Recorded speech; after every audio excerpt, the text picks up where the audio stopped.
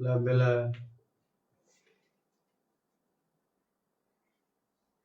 वो तो देखिए ना। हाय फ्रेंड्स, आप लोग कैसे हैं? तो सबसे पहले आप सभी फेसबुक फैमिली को होली की हार्दिक शुभकामनाएं। तो जो सब दिन शहर चलता है, लग चुकी है तलब मंजिल की, अब खुद को आग में झोंकना होगा। ये ठोकरे कहती है मारा जाएगा, हौसला कहता है देख लेंगे। आज लुसेंट का तीसरा दिन है और तीसरा दिन जो है हम लेखक के बारे में पढ़ चुके हैं। अब जो है आगे हम उससे आगे कंटिन्यू करते हैं।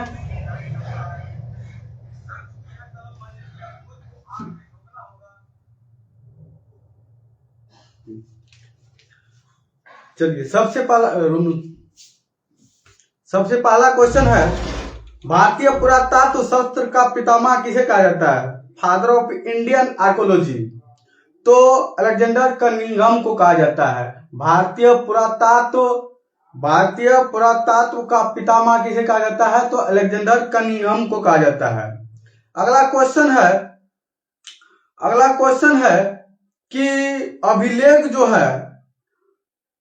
अभिलेख बोगाज कोई से वैदिक देवता किस किस का नाम मिलते हैं? अभिलेख बोगाज कोई जिसे एशिया माइनर कहा जाता है। बोगाज कोई को क्या कहा जाता है? एशिया माइनर कहा जाता है।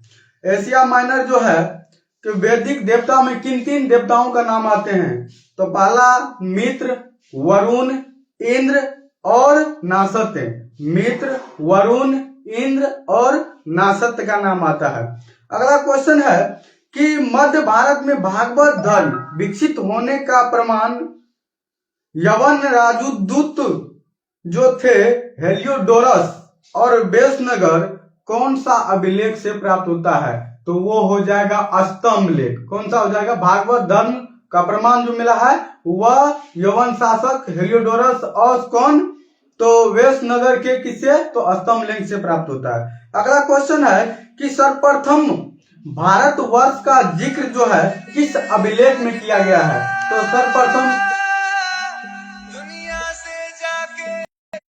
तो सर्वप्रथम जो है हाथी गुम्फा अभिलेख में। किस अभिलेख में? हाथी गुम्फा अभिलेख में। अगला क्वेश्चन है कि सर्वप्रथम दुर्भिक्ष का जानकारी देने वाला कौन सा अभिलेख है? तो शाहगोरा अभिलेख है। कौन सा अभिलेख है? शाहगोरा। सर्वप्रथम दुर्भिक्ष की जानकारी देने वाला अभिलेख कौन सा है? तो शाहगोरा अभिलेख है। अगला क्वेश्चन है कि सर्वप्रथम भारत पर होने वाले हुन आक्रमण की जानकारी किस अभिलेख से प्राप्त होती है? सर्वप्रथम हुन आक्रमण का जो है किस अभिलेख से प्राप्त होती है जानकारी? तो वो होता है भीतरी स्तंभ लेख। कौन सा होता है? तो भीतरी स्तंभ लेख। सबसे पहले भारतवर्ष का जिक्र जो है हाथी गुम्फा अभिलेख, जिन्होंने कौन लिखा थे? तो खारवेल लिखे थे। कौन लिखे थे? तो खारवेल लिखे थे। अगला क्वेश्चन है कि सती प्रथा का पहला लिखित प्रमाण, सती प्रथा का पहला लिखित प्रमाण जो है किस अभिलेख से प्राप्त होता है? तो वो एरन अभिलेख। और एरन अभिलेख के लेखक कौन थे? तो भानुगुप्त थे। एरन अभिलेख के लेखक कौन थे? तो भानुगुप्त थे। अगला क्वेश्चन है कि सातवाहन राजाओं को पूरा इतिहास उनके किसके आधार पर लिखा गया है? तो सातवाहन राजाओं का पूरा इतिहास जो है वह अभिलेखों के आधार पर लिखा गया है। अभिलेखों के आधार पर लिखा गया है। अगला क्वेश्चन है कि रेशम बुनकर की श्रेणियों की जानकारी किस अभिलेख से प्राप्त होती है? रेशम बुनकर की श्रेणियों की जानकारी जो है वह मंदसौर अभिलेख से प्राप्त होती है। किस अभिलेख से प्राप्त होती है? तो मंदसौर अभिलेख से प्राप्त होती है। और मंदसौर अभिलेख के लेखक शासक कौन थे? तो मालवा नरेश। कौन थे? तो मालवा नरेश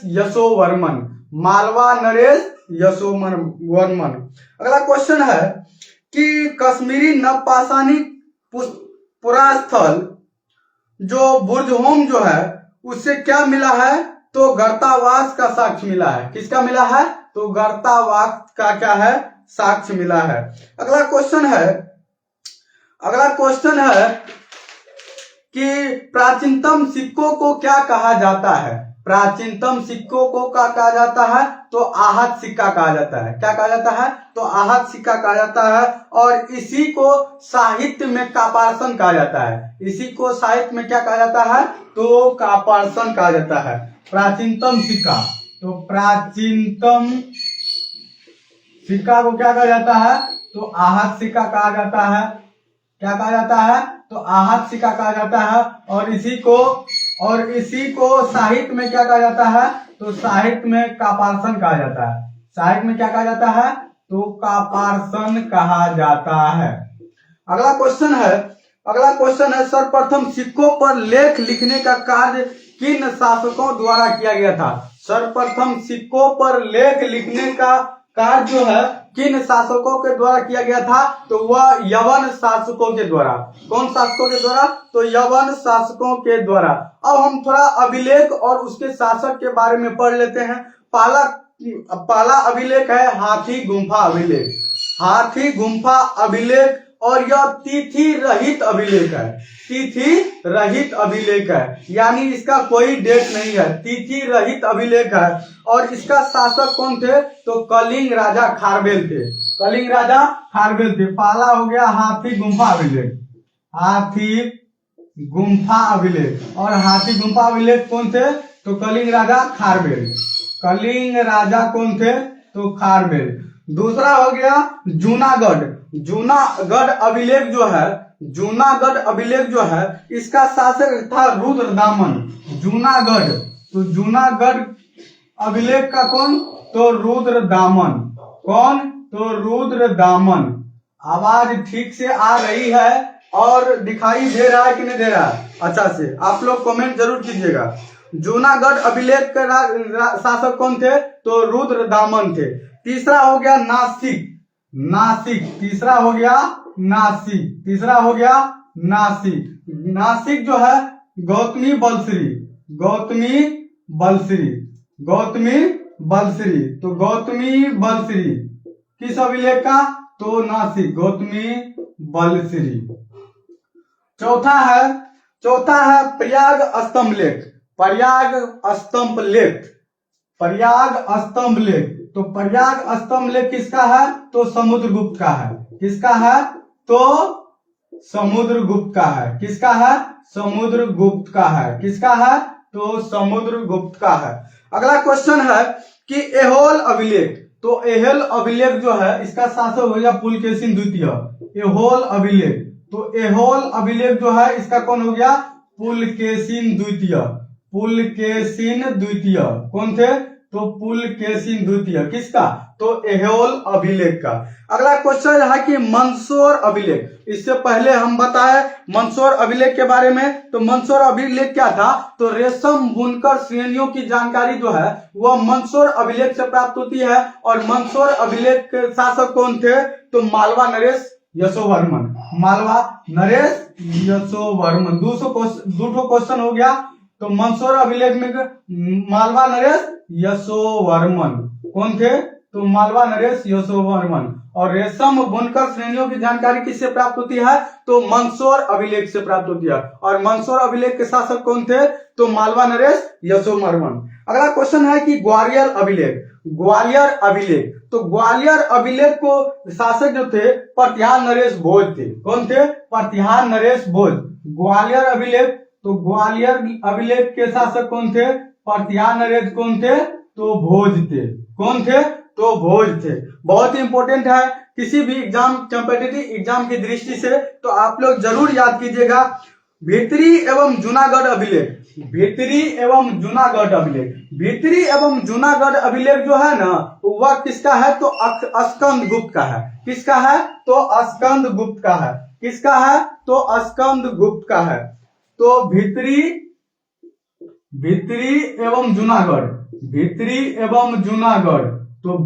एवं जूनागढ़ अभिलेख किसका है? तो स्कंद गुप्त का। बहुत ही इंपॉर्टेंट है। किसका है? तो स्कंद गुप्त का है। अगला क्वेश्चन है कि देवपाड़ा अभिलेख। तो देवपाड़ा अभिलेख जो थे बंगाल के शासक विजय सेन का था। देवपाड़ा अभिलेख किसका? तो बंगाल शासक विजय सेन का। तो देवपाड़ा अभिलेख, देवपाड़ा अभिलेख किसका है? तो बंगाल शासक किसका? तो विजय सेन का। किसका? तो विजय सेन का। ये कुछ अभिलेख थे, कितने बताए? 1 2 3 4 5 6 7 8 और 9 अभिलेख बताए और उसके शासक के बारे में बताए।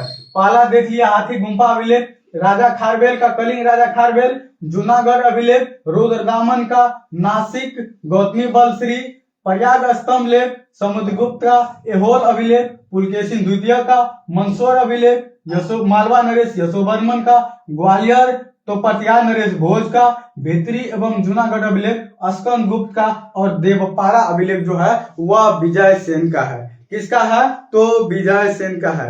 अगला क्वेश्चन है कि अभिलेख पढ़ने से सबसे पहले हम जानते हैं कि स्टडी ऑफ अभिलेख यानी अभिलेखों का अध्ययन क्या कहलाता है? तो अभिलेखों का अध्ययन जो कहलाता है वह एपिग्राफी कहलाता है। बहुत बार रिपीट किया गया क्वेश्चन कि अभिलेखों का अध्ययन क्या कहलाता है? तो अभिलेखों का अध्ययन जो कहलाता है वह एपिग्राफी कहलाता है। क्या कहलाता है? एपिग्राफी कहलाता है। अगला क्वेश्चन है कि समुद्रगुप्त की बीना बजाती हुई मुद्रा वाले सिक्कों के उसके किससे होने का प्रमाण मिलता है? तो संगीत प्रेमी होने का प्रमाण मिलता है। किसका प्रमाण मिलता है? तो संगीत प्रेमी होने का प्रमाण मिलता है। किसका? तो समुद्रगुप्त जो बीना बजाते हुए मुद्रा वाले सिक्के पे जो थे अंकित, तो उससे किसका प्रमाण मिलता है? तो संगीत प्रेमी का प्रमाण मिलता है। अगला क्वेश्चन है कि अरिकमेडु से कौन सा सिक्के प्राप्त हुए? अरिकमेडु से कौन सा सिक्के प्राप्त हुए? तो कौन सा? तो रोमन सिक्के प्राप्त हुए। अरिकमेडु से कौन सा सिक्के प्राप्त हुए? तो रोमन सिक्के प्राप्त हुए। अगला क्वेश्चन, ये कुछ अभिलेख थे और कुछ शासक थे। हम जानते हैं, अब जाते हैं जो हमारे लुसेंट का प्राचीन इतिहास का जो दूसरा चैप्टर है वो है प्रागैतिहासिक काल। कौन सा काल? तो प्रागैतिहासिक काल। सबसे पहले हम जानते हैं कि इतिहास का विभाजन जो है 3 भागों में बांटा गया है। कितने भागों में? 3 भागों में बांटा गया है। पहला प्रागैतिहासिक काल, दूसरा आद्य ऐतिहासिक काल और तीसरा कौन? तो वो हो जाएगा तुम्हारा कौन सा?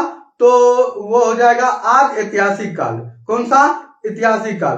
अब पहला जानते हैं कि प्रागैतिहासिक काल किसे कहते हैं? तो प्रागैतिहासिक काल कहने का मतलब है कि जिस समय मनुष्य ने घटनाओं को कोई लिखित विवरण जो है नहीं प्राप्त किए, तो उस समय को हम क्या कहते हैं?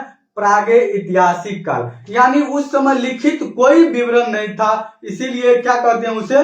तो उसे प्रागैतिहासिक काल कहते हैं। जबकि आज ऐतिहासिक काल किसको कहते हैं? तो आज ऐतिहासिक काल जो है जिस काल में लेखन कला का प्रचलन के बाद उसे लिखल तो था लेकिन उसे मानव पढ़ नहीं सकता था, उसे हम आज ऐतिहासिक काल कहते हैं। तो प्रागैतिहासिक काल जिस समय कोई लिखित विवरण नहीं था, आज ऐतिहासिक काल जिस समय लिखा हुआ तो था लेकिन मानव उसे पढ़ नहीं सकता था, इसीलिए उसे आज ऐतिहासिक काल कहते हैं। अगला क्वेश्चन है कि इतिहास किसको कहते हैं? तो मानव जो थे उस समय जो विकास के जो चल रहे थे, तो मानव उस विकास काल को हम इतिहास कहते हैं। क्या कहते हैं? विकास काल को क्या कहते हैं? इतिहास कहते हैं। जिसका लिखित रूप में विवरण उपलब्ध है, जिसका लिखित रूप में क्या कहते हैं? विवरण क्या है? उपलब्ध है, और उसी के बारे में तो हम जानकारी प्राप्त करते हैं। जो लिखा हुआ है, जो पढ़ा गया है, उसी के बारे में तो हम जानकारी प्राप्त करते हैं। अगला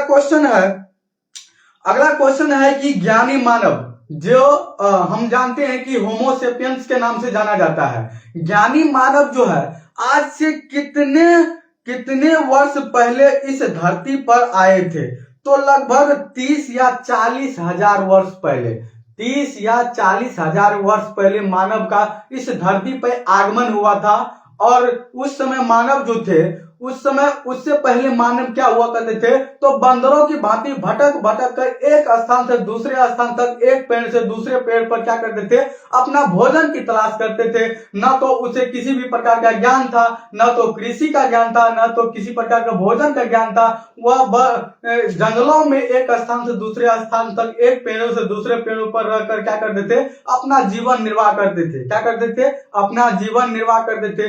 लेकिन 30 या 40 हजार वर्ष पहले जो है मानवों का धरती पर क्या हुआ, आगमन हो गया। अगला क्वेश्चन है, हम जानते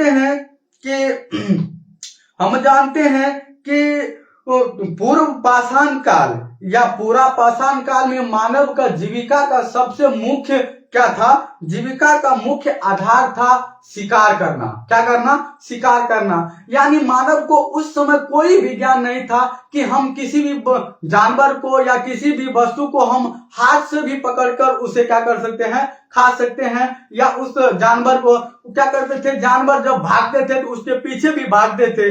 यानी उसको क्या करते थे, जब तक पकड़ नहीं लेते थे तब तक उसको मारते नहीं थे। उसको पता भी नहीं था कि हम यहाँ से कुछ मार देंगे तो वह मर जाएगा। यानी कि कहा जाने का मतलब है कि उस समय एक ही मकसद था, शिकार करना। और शिकार किसके लिए, तो भोजन की तलाश में। किसके लिए, तो भोजन की तलाश में। अगला क्वेश्चन है कि उस समय मानव भोजन यानी शिकार करके अपना मनोरंजन करते थे।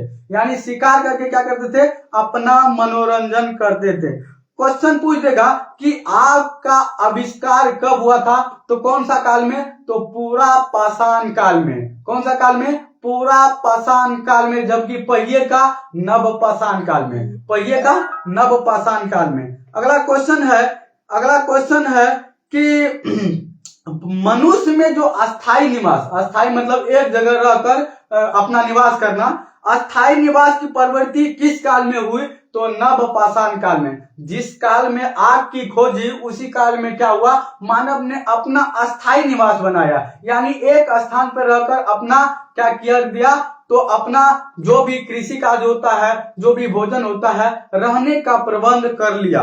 क्या कर लिया, तो और सबसे पहले जो रहने का प्रबंध किया तो नवपाषाण काल में, और उन्होंने सबसे पहले जो है कुत्ता को पालतू बनाया। किसको बनाया, तो कुत्ता को पालतू बनाया। अगला क्वेश्चन है कि मनुष्य ने सर्वप्रथम किस धातु का प्रयोग किया, तो तांबा धातु का प्रयोग किया। उस समय लोहा का कोई भी ज्ञान नहीं था, लेकिन लोहा का ज्ञान जो है वैदिक काल में हुआ। जबकि नवपाषाण काल में जो है किसका ज्ञान था, तो तांबा का ज्ञान था। तो इसीलिए तांबा का सर्वप्रथम क्या किया, प्रयोग किया। अगला क्वेश्चन है कि तांबा के द्वारा बनाए जाने वाले जो औजार बनाए थे सबसे पहला, वो कौन थे, तो कुल्हाड़ी थे। कौन थे, तो कुल्हाड़ी थे। कौन थे, और उसका प्राप्ति स्थल जो थे वह अतिरंकम्पम थे। अगला क्वेश्चन है कि कृषि का आविष्कार लगभग किस काल में हुआ, तो नवपाषाण काल में। और कब, तो लगभग 8000 वर्ष पहले। 8000 वर्ष पहले क्या हुआ, तो कृषि का आविष्कार हुआ। अगला क्वेश्चन है कि प्रागैतिहासिक काल में अन्न उत्पादन का स्थल जो थे वह कौन थे, तो मैहरगढ़ थे। क्या थे, तो मैहरगढ़ थे। और किस नदी के किनारे अवस्थित था, तो मैहरगढ़ पश्चिमी बलूचिस्तान में पड़ता है। और किस नदी के किनारे, तो बोलन नदी के किनारे। किस नदी के किनारे, तो बोलन नदी के किनारे। अगला क्वेश्चन है कि कृषि के लिए सर्वप्रथम अपनाई जाने वाली सबसे प्राचीन फसल कौन सी है, तो गेहूं और जौ।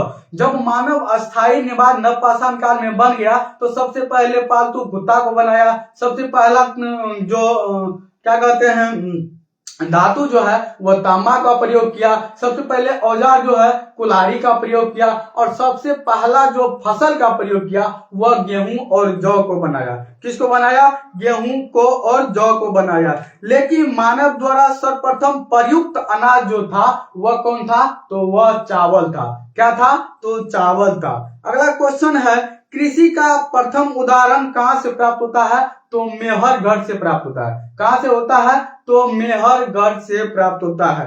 अगला क्वेश्चन है कि चावल का साक्ष्य कहां से मिला है, तो चावल का साग जो है वह कोल्डी हवा से प्राप्त हुआ है। कहां से मिला है? तो कोल्डी हवा से। और कोल्डी हवा कहाँ हुआ करता था? तो उत्तर प्रदेश में। कोल्डी हवा कहाँ? उत्तर प्रदेश में। चावल का साग तो कोल्डी हवा से। जबकि कृषि का प्रथम उदाहरण पूछ देगा तो वह मेहरगढ़ से प्राप्त होता है।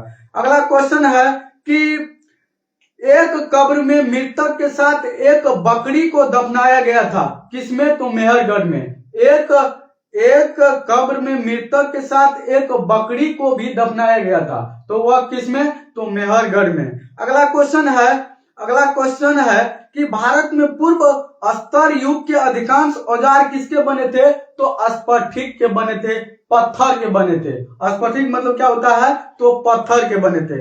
अगला क्वेश्चन है कि सर्वप्रथम 1863 ईस्वी में भारत में पुरापाषाणकालीन औजारों को खोज किसने की थी? रॉबर्ट ब्रूस फुट ने किए थे। कब किए थे? तो 1863 ईस्वी में। यानी 1863 ईस्वी में भारत के पुरापाषाण काल औजारों को खोज सर्वप्रथम किसने किए थे? तो रॉबर्ट ब्रूस फुट ने किए थे।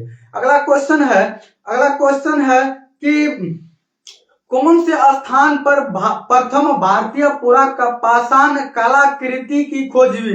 तो पल्लावरम। कौन सा स्थान था? तो पल्लावरम। अगला क्वेश्चन है कि भारत में मध्य पाषाण काल के विषय में जानकारी सर्वप्रथम किसके द्वारा दिया गया था और कब? तो 1867 ईस्वी में C.L. कोलाइल के द्वारा दिया गया था। C.L. कोलाइल के द्वारा दिया गया था। अगला क्वेश्चन है कि भारत में मानव का अस्थि पंजर किस काल से सर्वप्रथम प्राप्त होने लगता है? तो मध्य पाषाण काल से। किस काल से? तो मध्य पाषाण काल से। अगला क्वेश्चन है कि भारत का सबसे प्राचीनतम नगर कौन सा है? तो वह मोहनजोदड़ो था। भारत का सबसे प्राचीनतम नगर कौन था? तो मोहनजोदड़ो था। और इसी सिंधी भाषा में क्या कहा जाता है? तो मृतकों का टीला कहा जाता है। मोहनजोदड़ो को सिंधी भाषा में क्या कहा जाता है? तो मृतकों का टीला कहा जाता है। अगला क्वेश्चन है कि असम को श्वेत भ्रू गिबन भारत में पाया जाने वाला एक मानव वाव क्या था? तो कपी था। क्या था? कपी था। अगला क्वेश्चन है कि ताम्रपाषाण युग की एक बड़ी बस्ती कौन सी थी? तो वह कौन थी? तो इनाम गांव था। कौन था? तो इनाम गांव। ताम्रपाषाण काल की एक बहुत बड़ी बस्ती थी। कौन सी? तो इनाम गांव। कौन सा? तो इनाम गांव। और इसका संबंध किससे था? तो जारवे संस्कृति से। किससे? तो जारवे संस्कृति से। अगला क्वेश्चन है कि भारत में शिवालिक की पहाड़ी से किसका प्रमाण मिलता है? तो जीवाश्म का प्रमाण मिलता है। किसका प्रमाण मिलता है? तो जीवाश्म का प्रमाण मिलता है। अगला क्वेश्चन है कि भारत में पहली बार शैल चित्र को खोज किसके द्वारा और कब किया गया था? तो 1867-68 ईस्वी में कोलाइल के द्वारा किया गया था। 1867-68 ईस्वी में किसके द्वारा? तो कोलाइल के द्वारा किया गया था। अगला क्वेश्चन है कि भीमबेटका किस लिए प्रसिद्ध है और किस राज्य में स्थित है? बहुत बढ़िया क्वेश्चन है कि भीमबेटका किस लिए प्रसिद्ध है और किस राज्य में स्थित है? तो यह मध्य प्रदेश में स्थित है और यह शैल चित्र के लिए प्रसिद्ध है। किसके लिए? तो शैल चित्र के लिए प्रसिद्ध है। अगला क्वेश्चन है कि भारत में मनुष्य संबंधी सबसे पहला प्रमाण किस घाटी से मिला है? तो नर्मदा घाटी से मिला है। किससे मिला है? तो नर्मदा घाटी से मिला है। किससे मिला है? तो नर्मदा घाटी से मिला है। अगला बहुत ही इंपोर्टेंट क्वेश्चन, भारतीय नागरिक सेवा के अधिकारी प्रथम व्यक्ति कौन थे जिन्होंने वैज्ञानिक आधार पर भारत की जनसंख्या का प्रजातीय विभेदीकरण किया था? तो वह व्यक्ति थे रिजले। यानी रिजले प्रथम व्यक्ति थे जिन्होंने क्या किया था? वैज्ञानिक आधार पर क्या किया था? जनसंख्या का प्रजातिय विभेदीकरण किया गया था, बांटा गया था। क्या किया गया था? बांटा गया था। तो ये हमारा था प्रागैतिहासिक काल और प्राचीन इतिहास का दूसरा चैप्टर। तो इस दूसरा चैप्टर को खत्म कर दिए। अब अगले दिन जो होगा, कल जो होगा, वह सिंधु घाटी सभ्यता किसी भी कॉम्पिटिटिव एग्जाम के दृष्टिकोण से बहुत ही महत्वपूर्ण है। तो आप लोग जुड़ना ना भूलिएगा। आगे हम देखते हैं, कुछ देर ज्योग्राफी देखते हैं, कुछ देर क्या करते हैं, ज्योग्राफी देखते हैं। आप लोग वॉइस बताइएगा, वॉइस कैसा है, और आप लोग बताइएगा कि किस प्रकार का ये जो कदम उठाया गया है यह सराहनीय है या नहीं है। हम अब जो है हम पढ़ेंगे, कल हम सौरमंडल के बारे में बताए थे, और सौरमंडल के बारे में जो बताए थे वह हम बता दिए थे। सौरमंडल का मुखिया जो होता है सूर्य होता है, और सूर्य का केंद्र का तापमान जो होता है वह 15 मिलियन डिग्री सेल्सियस होता है, जबकि बाहरी तापमान कितना होता है, तो 6000 डिग्री सेल्सियस होता है। जबकि सूर्य में कौन कौन से तत्व पाया जाता है, तो हाइड्रोजन और हीलियम की मुख्य अधिकता होती है, जबकि अन्य तत्व भी रहते हैं। हाइड्रोजन कितना परसेंट, तो 71%, हीलियम कितना परसेंट, तो 26.5%, अन्य तत्व कितना परसेंट, तो 2.5% होते हैं। अगला क्वेश्चन है कि सूर्य की उम्र कितना है, तो 5 बिलियन वर्ष। कितना है, तो 5 बिलियन वर्ष। और सूर्य का अनुमानतः प्रकाश देने का या ऊर्जा देने का अनुमानतः कितना वर्ष है, तो 10⁻11 वर्ष है। अगला क्वेश्चन, हम जाते हैं सौरमंडल के कुछ पिंडों के बारे में जानकारी लेते हैं। सबसे पहला जो है हम जानते हैं कि टोटल ग्रहों की संख्या जो है वह 8 है। कौन कौन है, तो बुध, शुक्र, पृथ्वी, मंगल, बृहस्पति, शनि और अरुण, वरुण। बुध, शुक्र, पृथ्वी, मंगल, बृहस्पति,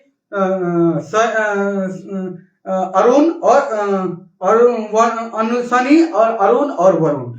अब देखते हैं, पूछ देगा कि क्रमों के अनुसार इसे सजाए, तो क्रमों के अनुसार तो बड़ा से छोटा पूछ देगा या छोटा से बड़ा पूछ देगा। वैसे क्रमागत पूछ देगा तो बुध, शुक्र, पृथ्वी, मंगल, बृहस्पति, शनि, अरुण, वरुण। जबकि आकार के अनुसार पूछ देगा तो आकार में सबसे बड़ा बृहस्पति और सबसे छोटा जो है वह कौन सा है, तो सबसे छोटा कौन सा है, तो वह कौन सा है, तो बुध है। अगला क्वेश्चन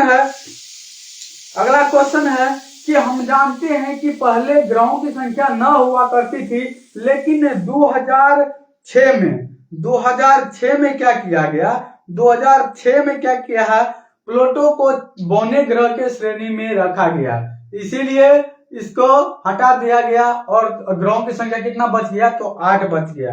अगला क्वेश्चन है कि हम जानते हैं कि ग्रह किसको कहते हैं, तो ग्रह वह खगोलीय पिंड होता है। ग्रह क्या होते हैं, वह खगोलीय पिंड होता है जिसके पास स्वयं प्रकाश नहीं होते हैं, जिसके पास स्वयं क्या होते हैं, प्रकाश नहीं होते हैं। क्या होते हैं, प्रकाश नहीं होते हैं। अगला क्वेश्चन है कि पार्थिव या आंतरिक ग्रहों की संख्या कितना है, तो आंतरिक ग्रहों की संख्या 4 है। कौन कौन, तो बुध, शुक्र, पृथ्वी, मंगल। और जबकि बाह्य ग्रह कौन कौन से है, तो बृहस्पति, शनि, अरुण, वरुण। पूछ देगा कि सबसे ज्यादा घनत्व वाला ग्रह कौन सा है, तो वह पृथ्वी है, और सबसे कम घनत्व वाला जो ग्रह है वह शनि है, इसीलिए वो पानी पे भी क्या करने लगता है, तैरने लगता है। अगला क्वेश्चन है कि आकार में पृथ्वी का कौन सा स्थान है, तो आकार में कौन सा स्थान है, आप लोग कमेंट कीजिए। जबकि क्रम के अनुसार जो है वह तीसरा स्थान है, आकार में 5वां स्थान है, जबकि क्रम के अनुसार कितना स्थान है, तो तीसरा स्थान है। अगला क्वेश्चन है कि घनत्व सबसे ज्यादा किसका, तो सबसे ज्यादा जो होता है पृथ्वी का, सबसे कम जो होता है वह शनि का होता है। अगला क्वेश्चन है कि द्रव्यमान सबसे ज्यादा किसका होता है, तो द्रव्यमान सबसे ज्यादा बृहस्पति का होता है, जबकि सबसे कम जो होता है वह किसका होता है, तो बुध का होता है।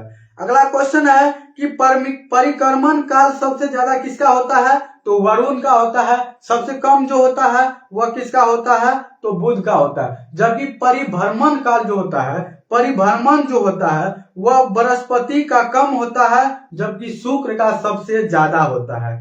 अगला क्वेश्चन है कि अपने अक्ष पर सबसे ज्यादा झुकाव किसका है, तो अरुण का है, जबकि सबसे कम जो है वह शुक्र का है। अगला क्वेश्चन हम जानते हैं, सबसे एक एक करके देखते हैं। पहला देखते हैं मरकरी के बारे में, यानी बुध के बारे में। सबसे पहले यह सबसे छोटा ग्रह है, यह सबसे छोटा और सबसे हल्का ग्रह है। बुध जो है सबसे छोटा और सबसे द्रव्यमान में सबसे छोटा ग्रह है। और यह सूर्य के सबसे नजदीकी ग्रह है। यानी सूर्य के सबसे नजदीक का ग्रह कौन सा है? तो बुध है, जो सूर्य निकलने से 2 घंटा पहले दिखाई पड़ता है। जो सूर्य निकलने से पहले क्या दिखाई देता है? 2 घंटा पहले। अगला क्वेश्चन है कि बुध के पास कितने उपग्रह है? तो कोई उपग्रह नहीं है, इसके पास कोई सैटेलाइट नहीं है। यानी कि पूछ देगा। अगला क्वेश्चन है कि बुध जो है सूर्य के निकट होते हुए भी यहाँ पर गर्म ज्यादा होना चाहिए, तो क्यों नहीं होता है? तो इसका एक विशेष गुण है, इसमें चुंबकीय क्षेत्र का होना। यानी मैग्नेटिक एरिया के कारण क्या होता है यहाँ पर, यानी कि जल के भस्म नहीं होता, नहीं तो जल के भस्म हो जाता। अगला क्वेश्चन है कि सूर्य की परिक्रमा करने में बुध को सबसे कम समय लगता है, केवल 88 दिन लगता है। कितना दिन? तो केवल 88 दिन लगता है। अगला क्वेश्चन है कि सर्वाधिक कक्षीय गति वाला ग्रह कौन सा है? तो वह बुध है। कौन सा है? तो बुध है। कौन सा है? तो वह बुध है। अगला क्वेश्चन है इसके पास तो कोई भी सैटेलाइट नहीं है। ये था बुध के बारे में जानकारी। अब हम देख लेते हैं बृहस्पति के बारे में। यह द्रव्यमान में भी और सबसे बड़ा में भी, आकार में भी सबसे बड़ा ग्रह है। सबसे बड़ा ग्रह और सबसे ज्यादा द्रव्यमान किसका है? तो बृहस्पति ग्रह का है। और यह अपनी दूरी पर चक्कर जो लगाता है सबसे कम समय में, यानी मात्र 10 घंटा में। कितना? मात्र 10 घंटा में। जबकि सूर्य की परिक्रमा करने में जो है इसको 12 वर्ष लग जाते हैं। कितना? तो 12 वर्ष लग जाते हैं। अगला क्वेश्चन है कि बृहस्पति का द्रव्यमान जो है वह सूर्य के द्रव्यमान का लगभग 1,000वां भाग होता है। क्या होता है? लगभग 1,000वां भाग होता है।